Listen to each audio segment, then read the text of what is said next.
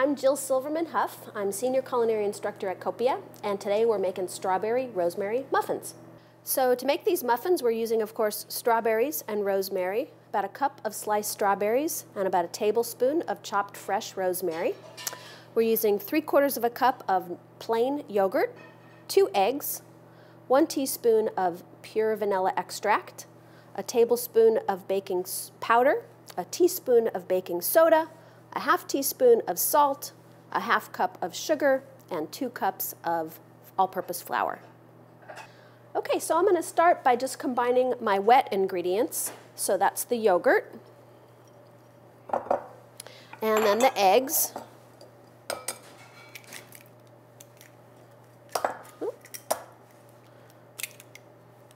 and then the butter, which I neglected to mention earlier. So this is 3/4 of a cup of melted butter, and I melted it long enough ago that it's cool now, so I don't have to worry that it's going to curdle my eggs.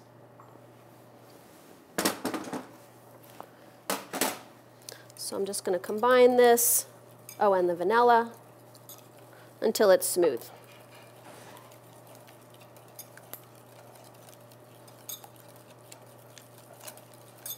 Okay.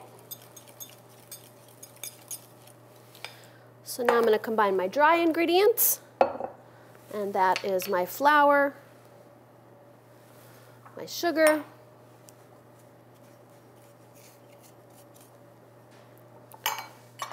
baking powder, baking soda, salt, and then of course the rosemary.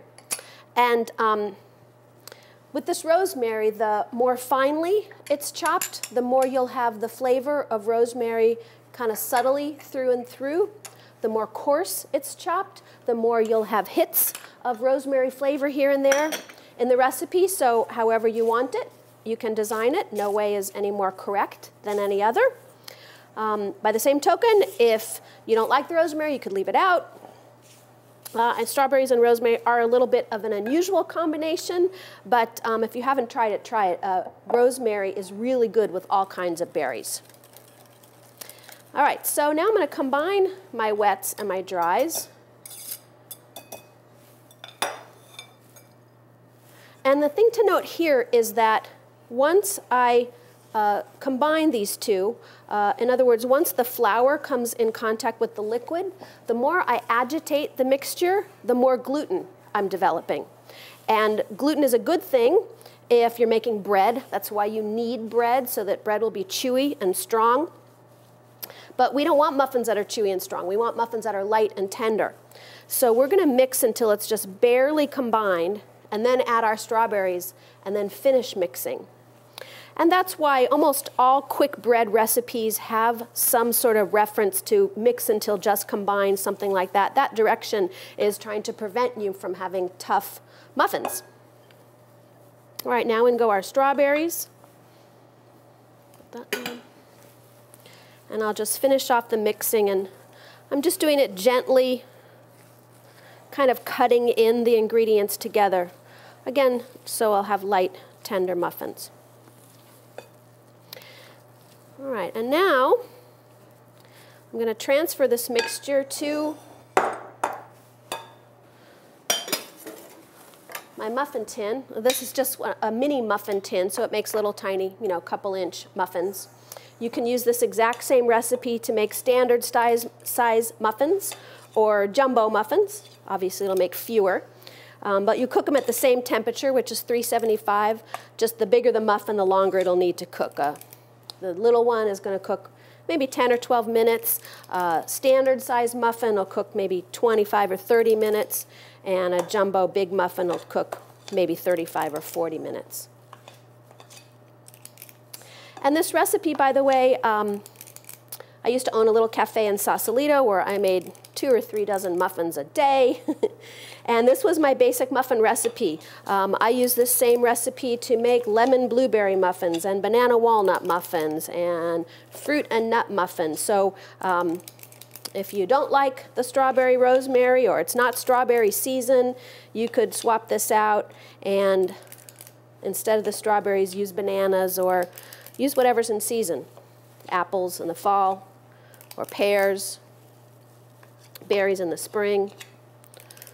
You could use stone fruit in the summer. And this, by the way, I should mention this little ice cream scooper I'm using. This is a great tool for much more than scooping out ice cream. Anytime you want to do something quickly, you want to portion something out quickly and evenly, an ice cream scoop is a great idea.